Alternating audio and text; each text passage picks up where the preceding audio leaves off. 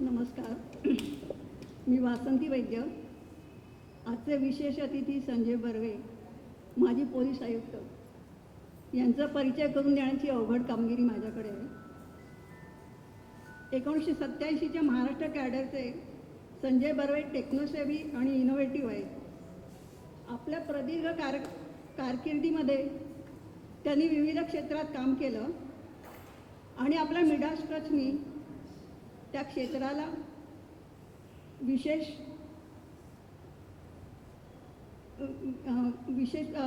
झलक दिली. उदाहरणार्थ सांगायचं तर नागपूरला क्राईम रेकॉर्ड त्यांनी कम्प्युटराईज केलं. गडचिरोलीमध्ये नक्षलवादी भागात महत्त्वाची कामगिरी केली. नाशिकला ट्रेनिंग डिपार्टमेंटचा त्यांनी कायापालट केला.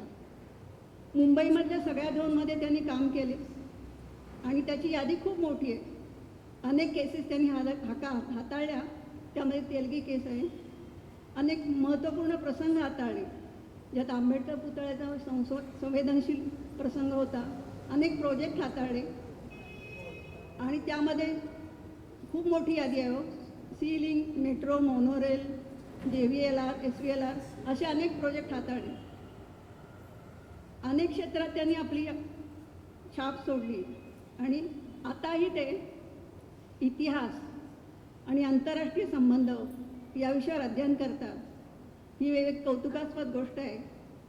त्यांची दैदिप्यमान कारकीर्द आहे आणि त्यासाठीच त्यांना पंतप्रधान अवॉर्ड आणि राष्ट्रपती अवॉर्ड यांनी पुरस्कृत केलं.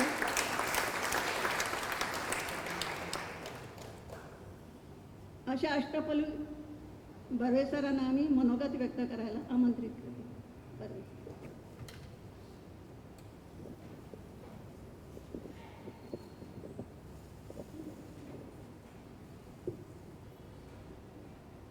कार्यक्रमाच्या अध्यक्षा जस्टिस वाटकर मॅडम,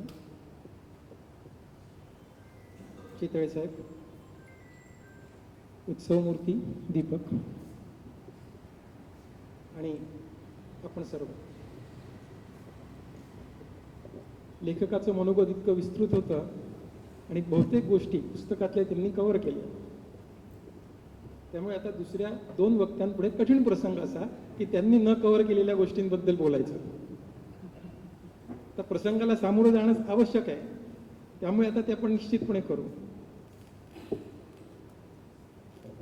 सुरुवातीलाच सांगतो की विघ्नविराम ही जी कादंबरी आपण म्हणतो, तर ती कादंबरी का लिहिली याचं कारण अगदी स्पष्ट आहे. कोणालाही डिफेमेशनच्या केसेस नको असतात, हे त्याचं खरं कारण आहे. कारण मॅडम त्यामध्ये जी इतर अनेक प्रसंग दिलेले आहेत आणि इतर ज्या केसेस साईट झालेल्या आहेत त्यापैकी बहुतेक ज्युडिशियल स्क्रुटिनीसाठी सुप्रीम कोर्टच्या पुढे ऑलरेडी जाऊन पोहोचलेले आहेत. फक्त एक फरक असतो, आम्ही जो डेटा बघतो रॉ डेटा आणि न्यायालयामध्ये ऑनरेबल जस्टिसेस जो क्युरेटेड डेटा बघतात त्यात जमीन अस्मानाचा फरक असतो. जे ॲफिडेव्हिट फायनली CBI असो, IB असो, CVSE असो हे तयार करतात, ते मल्टिपल स्टेजेसमधून जातं आणि ते आपल्या पुढे येतं मॅडम. आणि त्या स्टेजला जे काय प्रेझेंटेशन करायचं असतं आणि खरं तर प्रेझेंटेशन काय करायचं नसतं ते जास्ती महत्त्वाचं असतं. त्यामुळे आता जे दाखवायचं नाही त्याच्यावरतून आपण आम्हाला निर्णय देणार आहात की खरं काय आणि खोटं काय. सॉरी फॉर सेईंग धिस, परंतु बऱ्याच केसेसमध्ये मी हे पाहिलेलं. माझी प्रस्तावना करताना त्यांनी तेलगीची केस सांगितली, त्यांनी उल्लेख केला म्हणून थोडक्यात सांगतो. हा माणूस 6 भाषा फ्लुएंट बोलायचा. म्हणजे क्रिमिनल जरी असला तरी वन मस्ट गिव्ह हिम हिज ड्यू. अगदी Arabic fluent, English fluent, Kannada fluent, Marathi fluent, Ahirani fluent. नंतर महाराष्ट्रापासून कर्नाटक ते नागालँड ते मिझोरॅम वेगवेगळ्या स्टेट्समध्ये वेगवेगळ्या बँकेत असलेल्या अकाउंट्सचे सर्व नंबर कुठेही कागदावर न लिहिता त्याला सगळे माहीत असायचे. आणि प्रत्येक असोसिएटकडे आपले किती स्टॅम्प्स गेलेले आहेत, त्याच्याकडून आपल्याला किती ड्यू आहे कुठल्या स्टेटमध्ये काय सर्क्युलेशन केलेलं आहे याची पण माहिती असायची. तुम्ही करन्सी प्रिंटिंगबद्दल या नॉव्हेलमध्ये बरंच काही लिहिलं आहे. What we are talking about is quasi currency. Currency like document. Stamp paper हे क्वाझी करन्सी आहे and it is legitimate revenue of a state. आणि ह्या टेक्निकला एक्सप्रोप्रिएशन म्हणतो आपण. म्हणजे जे स्टेटचं उत्पन्न आहे, स्टेटला यायला पाहिजे, ते बाहेरच्या बाहेर दुसरा कोणीतरी काढून घेतोय आणि स्टेटला त्याचा पत्ता पण लागत नाही.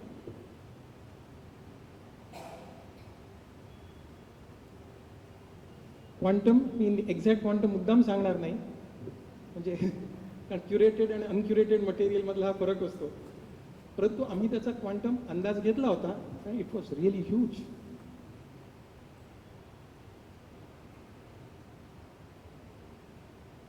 त्यावेळी त्याला जे स्टॅम्प पेपर्स विकायसाठी परवानगी देण्यात आली होती, त्या परवानगीच्या रेकमेंडेशनवर तत्कालीन 2 मुख्यमंत्र्यांच्या सह्या होत्या. हा मॅटर ऑफ रेकॉर्ड आहे. मी काही आउट ऑफ द वे सांगत नाही. हे क्युरेटेड नाही, हे कोर्टापुढे पण असंच सादर झालेलं आहे. आणि त्या सज्जनांनी असं सांगितलं की आमच्याकडे अनेक कार्यकर्ते असे अनेक मॅटर्स घेऊन येतात की यांना मदत करा, त्यांना मदत करा. आम्ही फक्त एवढंच म्हटलं की मदत करावी, नियमाप्रमाणे काम करणं हे कलेक्टरचं काम. त्यांनी नियम बघून करायला पाहिजे होतं. आणखीन एक मजेची गोष्ट आम्ही पाहिली, आपल्या प्रत्येकाच्या लाईफ इन्शुरन्स पॉलिसीवर, इन्क्लुडिंग माझ्या, आपण आता त्या सगळ्या मॅच्युअर झाल्या पॉलिसीज आणि त्या कचरा झाला त्याचा ते सोडून द्या, लाईफ इन्शुरन्स स्टॅम्प असतात, इन्शुरन्स स्टॅम्प. आता हे जे स्टॅम्प्स असतात ते खरं तर त्यांनी कलेक्टरच्या स्टॅम्प ऑफिसमधून विकत घ्यायला पाहिजे. परंतु एका डिव्हिजननी इंटरनल सर्क्युलर काढलं होतं की या तेलगीच्याच त्याची कंपनीचं जे नाव त्यांनी दिलं होतं, या कंपनीकडून ते विकत घ्यावे. चोराच्या हाती जमादार काम. आता त्यानंतर इथं कितीतरी लोकांच्या इन्शुरन्स पॉलिसीवरती असलेला इन्शुरन्स स्टॅम्प हा जेन्युइन आहे की फेक आहे हे फक्त केवळ एक तो ईश्वर आणि तेलगी या दोघांनाच ठाऊक आहे. तुम्हाला तुमचे पैसे किंवा क्लेम्स मिळतील because nobody is going to dispute it. त्यामुळे दीपक जे म्हणाले की truth is really more weird and dangerous than what actually we think of. कागदावर जे लिहिलं किंवा इमॅजिनेशनमध्ये कादंबरीत लिहिलं त्यापेक्षा जे सत्य आहे ते कधी कधी फारच भयंकर असतं. अशी ती कादंबरी. त्याचा OTT व्हर्जन जेव्हा येईल तेव्हा तुम्ही खूप मोठ्या प्रमाणात ते एन्जॉय करू शकाल, कारण त्यातल्या अनेक गोष्टी आपण रिलेट करतो आपल्या रिअल लाईफमध्ये. म्हणजे मी माझ्या 32-35 वर्षाच्या करिअरमध्ये या सगळ्या गोष्टी होताना पाहिलेल्या आहेत आणि ह्या होताना पाहिल्या असल्यामुळे त्याचा पंच किंवा ती नक्की काय झालं होतं याचा अंदाज येतो. आता अफगाणिस्तानबद्दल बोलताना एक छोटंसं उदाहरण देतो. मी काहुटाची केस खूप चांगल्या रीतीने कव्हर केली, परंतु IC 814 मात्र कव्हर केलं नाही. तो जो एक जर चॅप्टर ऍड झाला असता याच्यामध्ये किंवा नंतर करावे कुठला, it is such a dangerous chapter. अफगाणिस्तानमध्ये सगळं गेलं होतं ते तिथे ज्या ठिकाणी कंदारला प्लेन उतरलं त्या ठिकाणी त्याला रिसीव्ह करायला मुल्ला ओमर तिथे होता आणि त्या ठिकाणी ISIचे 2 अधिकारी, पाकिस्तान आर्मीचे लोक त्या ठिकाणी हजर होते. अन्यथा आपली जी माणसं तिथे गेली होती, आपले negotiator, no one else than Mister Doval was there. मी नावाने सांगतो, हे आता ओपन सिक्रेट आहे. त्यामुळे आपल्याला ते करता आलं नसतं असं नाही. यात खोटं काही नाही आहे, ते ओपन आहे. म्हणजे मी फक्त ओपन डोमेनमध्ये असलेल्याच गोष्टी बोली.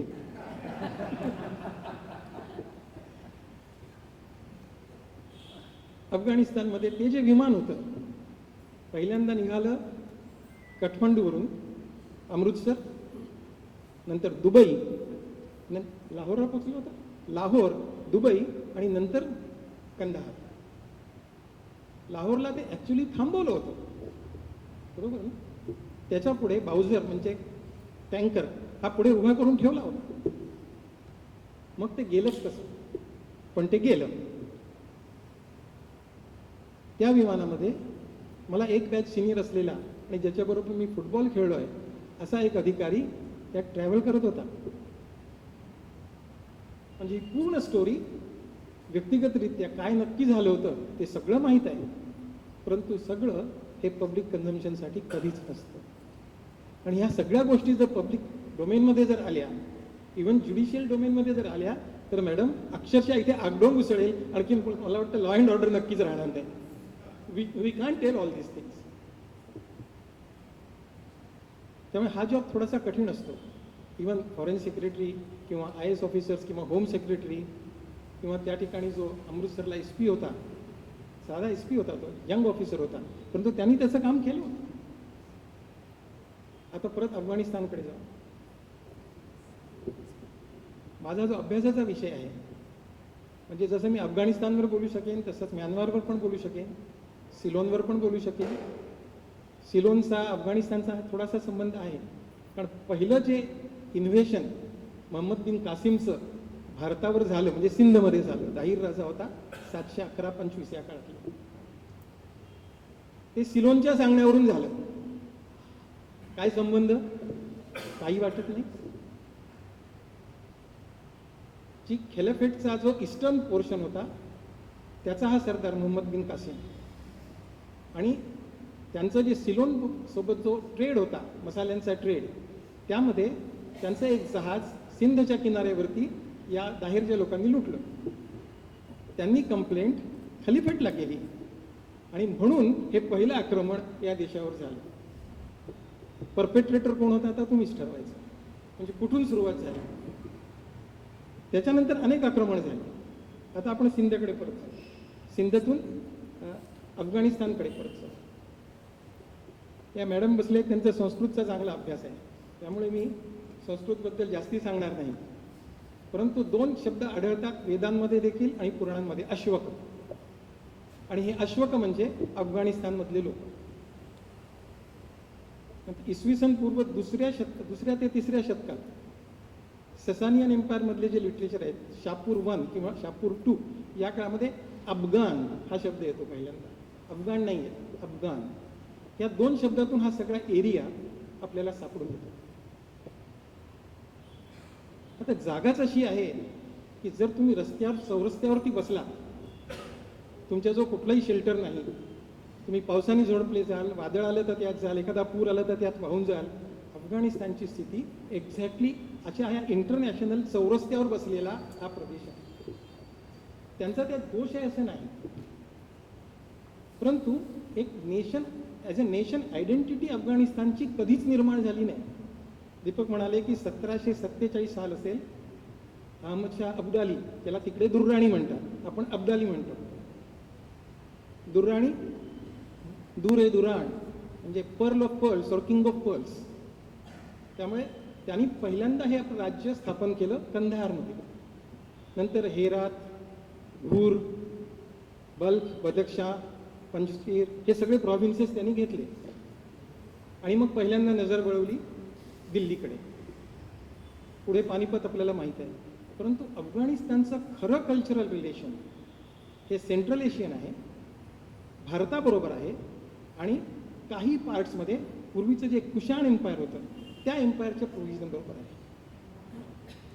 आपण जे पूर्ण एरिया हा जर पाहिला तर त्या काळामध्ये सगळ्यात सुरुवातीला महान धनानंद असताना त्या काळात तिथे फक्त ट्राईब्स होत्या आणि ह्यांचं राज्य तिथपर्यंत होतं. नंतर मौर्यन्स पण होते. सर्वात पहिल्यांदा आले बॅक्ट्रियन ग्रीक्स, म्हणजे अलेक्झांडरच्या आक्रमणाबरोबर. तेव्हा यांना थोडी सिव्हिलायझेशनची ओळख झाली. तेव्हाही ट्राईब्सच होत्या, रिलिजन नव्हती किंवा पॅगॅनिझम होती. त्यामुळे आणि असेल तरी ती आर्यन आणखीन ससानियन म्हणजे अवेस्तन या 2 रिलिजन्स होत्या, आणि थोड्याफार प्रमाणात ज्या स्कायथियन किंवा पार्थियन किंवा या सगळ्या प्रकारच्या पेगन रिलिजन्स होत्या. Religion was not important at that time. पुढचा नंतरचा थोडा इतिहास बघू. मौर्यानंतर अलेक्झांडर, त्याच्यानंतर सेल्युकस निकेटरचं सेल्युसिड एम्पायर म्हणतो आपण. हा सगळा एरिया म्हणजे सेल्युसिड एम्पायर. सेल्युसिड एम्पायर नंतर पूर्णपणे साधारणपणे इसवी सन 310 पर्यंत कुशाणांच्या ताब्यात, म्हणजे कनिष्क संपेपर्यंत. आणि त्यानंतर सगळे शेवटी हर्षवर्धनच्या ताब्यात काही भाग त्यांनी उल्लेख केला. आता हे जे प्रांत आहेत ते मी क्रमाने सांगतो. सगळ्यात कोपऱ्यावरती बाल्लिक, म्हणजे आत्ताचा उझबेकिस्तानचा कोपरा, मझार ए शरीफ आणि तो भाग. प्रांत बल्ख, आत्ताचा बल्ख प्रांत. त्याच्यानंतर बाल्लिक झाल्यानंतर अदरवन केकयनंतर येतात गांधार आहेत नंतर बदक्षान म्हणजे आत्ताचा आपला कॉरिडॉर आहे वाखान कॉरिडॉर आणि त्याच्या वरचा ताजिकिस्तानचा भाग हा दुसरा भाग झाला. नंतर केकय रामायणात पुष्कळ उल्लेख आहेत केकई तिथलीच ती मुलगी अश्वपतीची मुलगी ती केकई बरोबर आहे ना मॅडम कारण त्यांचा तो अभ्यासाचा विषय आहे.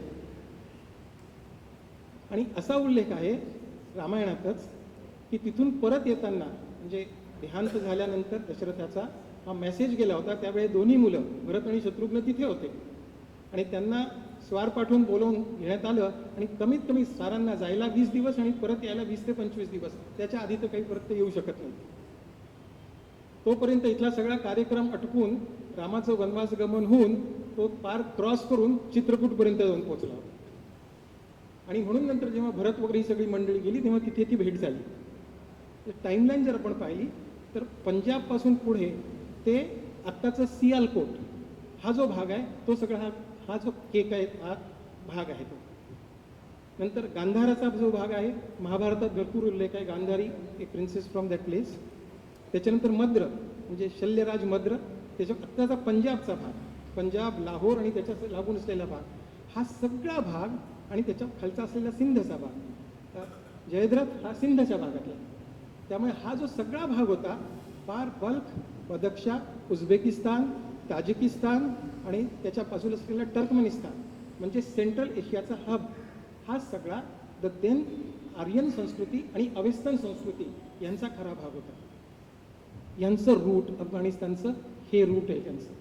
आणि आज अफगाणिस्तान आपलं हे रूट पूर्णपणे विसरून गेलं. ह्या रूटचा अफगाणिस्तानाशी काही संबंध नाही.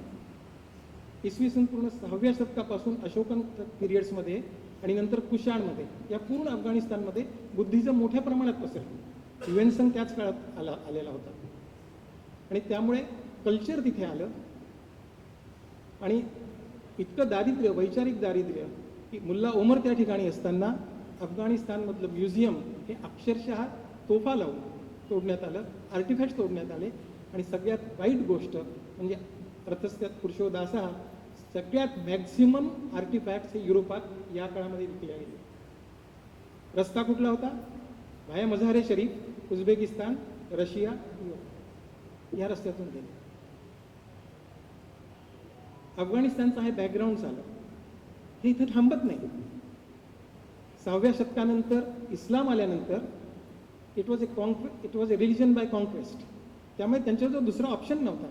इकडे कॉन्क्वेस्टची रिलिजन आणि तिकडे चगताई सल्तनेट्स किंवा तिकडे चंगीज खानापासून जी सुरुवात झाली 11व्या-12व्या शतकापासून तो चंगीज खान 1221 साली बरोबर सिंधू नदीच्या किनाऱ्यावरती होता.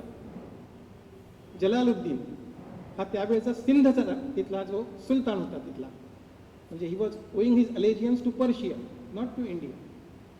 आणि त्याने त्याच्याशी चांगलं युद्ध केलं आणि शेवटी स्वतः उडी मारली सिंधू नदीमध्ये आणि तो पळून गेला. त्याला जाऊ देण्यात आलं आणि बाकी सगळ्यांची चंगीज खानाची जी पद्धत होती त्याप्रमाणे कत्लेआम. पूर्ण अफगाणिस्तानचा एरिया एकदा चंगीज खानाच्या तलवारीखाली वरवंट्याखाली गेला एकदा तैमूरच्या वरवंट्याखाली गेला. तैमूरच्या वरवंट्याखाली कधी गेला जो मोहम्मद घोरी म्हणजे मोहम्मद घूर हा भारतात जेव्हा आला होता तेव्हा त्यांनी आपलं सगळं एस्टॅब्लिश केल्यानंतर राज्य ते मोहम्मद ऐबकाला दिलं आणि कुतुबुद्दीन ऐबक. सो कुतुबुद्दीन ऐबक हे समानंद प्रांताची राजधानी आहे आज देखील अफगाणिस्तानमध्ये. So Aibak was a slave. त्याच्यानंतर जो इल्तमश आला इल्तमश वॉज ए स्लेव. त्याच्यानंतर बाल्बन आला बाल्बन वॉज ए स्लेव. आपण त्यांना मामलुक्स म्हणतो पण हे सगळेच्या सगळे या अफगाणिस्तानच्या एरियातलेच आहेत. म्हणजे अफगाणिस्तान आणि भारताचा इव्हन इन सल्तनेट पिरियड अगदी जवळचं रिलेशन होतं. ते वेगळे नव्हतेच कधी ते एकच होते. मंगोल्स आणखी चगताई मंगोल्स यांच्याशी संबंध फार ब्रीफ काळासाठी आला आणि त्यानंतर एकदा तैमूरलंग ज्याचं बेसिक जागा जी होती ती समरकंद की ज्याच्यासाठी बाबरनी अनेकदा प्रयत्न केला अनेकदा फेल झाला आणि शेवटी त्याला लक्षात आलं की हे सॉफ्ट टार्गेट आहे त्यामुळे तो भारताकडे आला. त्यावेळे Lodis he could defeat very easily. पूर्ण जर इतिहास पाहिला तर आपल्याला हेच दिसतंय की पूर्ण अफगाणिस्तान ताजिकिस्तानचा भाग, उझबेकिस्तानचा सदर्न भाग हा पूर्णपणे सबकॉन्टिनेंटशी जोडलेला आहे, नॉट विथ सेंट्रल एशिया. हे रूट्स अफगाणिस्तान पूर्णपणे विसरून गेला. त्यानंतर या 3 मोठ्या सत्ता यांनी सांगितल्या.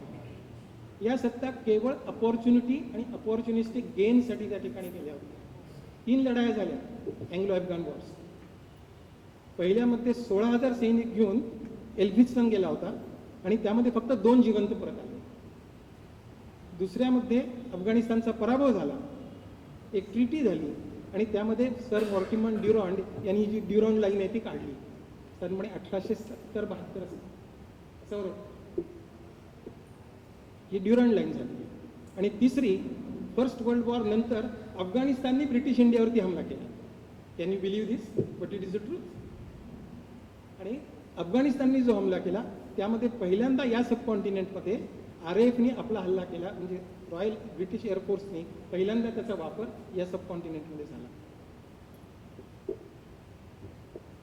ड्युरॅन्ड लाईन बिकेम ए फेट अकॉम्प्ली. परंतु अफगाणिस्तानला स्वतःची अशी बॉर्डर कधी नव्हती. अफगाणिस्तानमधून कोणीही कुठूनही यावं, नॉर्थमधून यावं, साऊथमधून यावं, इराणमधून यावं, मौर्यांनी यावं, कुशाणांनी यावं, कोणीही कुठून यावं, टपली मारून जावं, अशी या प्रदेशाची अवस्था असल्यामुळे आज त्याची ही गत आहे. दुसरं एक कॉन्सेप्टबद्दल थोडं बोलतो, नेशन स्टेट कॉन्सेप्ट. एखादं राष्ट्र किंवा राज्य लॉंग टर्ममध्ये कधी जगतं, तगतं, प्रगती करतं, त्याच्यासाठी 3 गोष्टी फार आवश्यक असतात. एक, इथनिक बेस, की त्याची पॉप्युलेशन होमोजिनियस असायला पाहिजे. दुसरी गोष्ट, बाइंडिंग लिंग्वा फ्रँका, किंवा एक कॉमन लँग्वेज आणि कॉमन कल्चर, हा एक बेस दुसरा असायला पाहिजे, जे तुम्हाला इंडियात सगळीकडे दिसतं, अगदी वर काश्मीरपासून ते खाली कन्याकुमारीपर्यंत दिसून येईल. तिसरं, एक common goal for the people which is if not documented. ब्रिटनचं डॉक्युमेंटेड नाही, तिथे काही कॉन्स्टिट्यूशन लिहिलेली नाही, अनरिटन कॉन्स्टिट्यूशन आहे, परंतु एक common goal for the people for sustenance and development देशात निश्चितच आहे. अफगाणिस्तानबद्दल ह्या 3 क्रायटेरिया लावून पहा.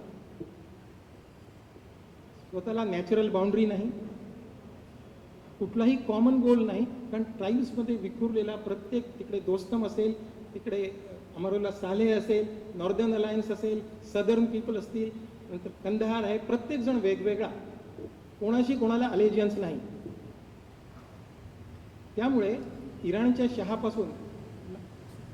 शहापासून जी मोकळीक मिळवली यांनी आणि अहमद शाह अब्दालीने 1747 मध्ये त्यांना स्वतःला जी आयडेंटिटी दिली, ती आयडेंटिटी नेहमीच शॉर्ट लिव्ह राहिली. हे त्याचेच सगळे पुढे आत्तापर्यंत, म्हणजे झहीर शहापर्यंत, झहीर शाह 1933 ते 73 या काळामध्ये राजा होता.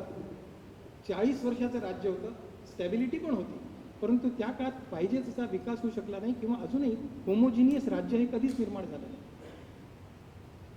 आणि 1973 नंतर आता थोडासा हा तो एरिया जरा अधिक केअरफुली घेऊन अफगाणिस्तानचे अक्षरशः धिंडवडे निघाले.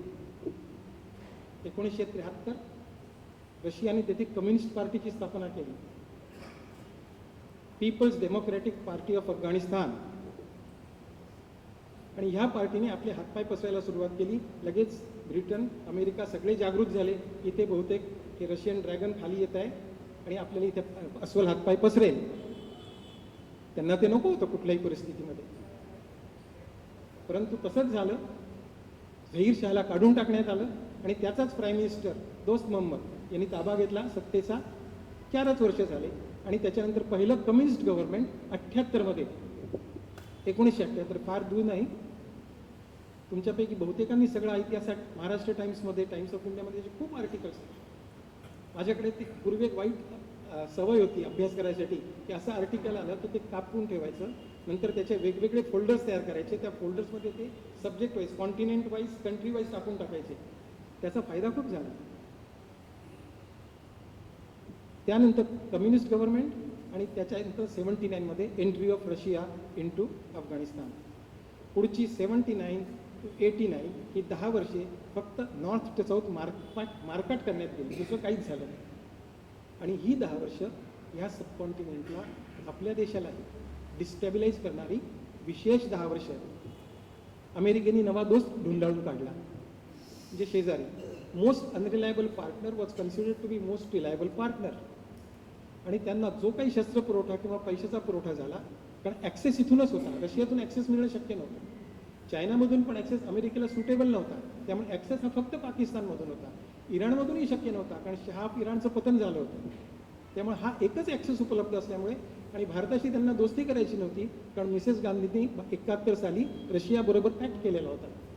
आणि 71च्या युद्धामध्ये India and America were on the adversary sides. आपल्याला त्यांनी मदत अजिबात केली नाही. ऑन द कॉन्ट्री, जर आरमार इथे येऊन पोचलं असतं तर चितगाव मोकळं करणं हे अत्यंत कठीण गेलं असतं. त्यामुळे अमेरिकेबद्दल एक विशेष टिप्पणी आहे. As a student of international affairs, जेवढी ईस्ट इंडिया कंपनी डेंजरस, तेवढे हे व्यापारी पण डेंजरस. काहीच फरक नाही. जिथे फायदा होईल, मग यांनी एका कंपनीचं नाव सांगितलं, एक जण विमानं बनवतो, रेथियन मिसाईल्स बनवतो, आणि दोघंही कुठल्या ना कुठल्या वॉरमध्ये ते विकत असतात. जोपर्यंत विक्री चालू आहे तोपर्यंत शेअर व्हॅल्यूज ॲडजस्ट होत राहतात किंवा करेक्ट होत राहतात, लोकांचा नफा होत राहतो. आणि या अनेक कंपन्यांमध्ये घातसूत्रमध्ये ते आहे, कोणाचं शेअर होल्डिंग आहे हे बघणं फार महत्त्वाचं आहे. हा फायदा नक्की कुठे जातो? टेक्सास क्रूड, WTC क्रूड ज्याला आपण म्हणतो, त्यामध्ये कोणाकोणाचे शेअर होल्डर्स आहेत, आणि ओसामा बिनच्या वडिलांचे पण त्यात शेअर्स होते का, हे पण बघणं अभ्यासाचं लक्षण ठरेल. त्यामुळे जगामध्ये ज्या गोष्टी दिसतात आणि घडतात त्या तशा नेसेसरीली नसतात. वर्तमानपत्रात जे छापून येतं ते 10 ते 15% फॅक्ट्सच्या जवळपास जाणारं असतं. बाकीच्या अनेक फॅक्ट्स ज्या सोयीच्या नसतात किंवा ज्यांनी कोणाची खूप मोठी अडचण होणार असते, त्या संबंधित वृत्तपत्र किंवा त्या वृत्तपत्रांचे कर्ते धर्ते किंवा मालक कधीच बाहेर येऊ देत नाहीत. आणि फायनली जर ज्युडिशियल रिव्ह्यूमध्ये मॅटर्स गेले तर आम्ही लोक त्याला क्युरेटेड मॅटर्स सबमिट करतो.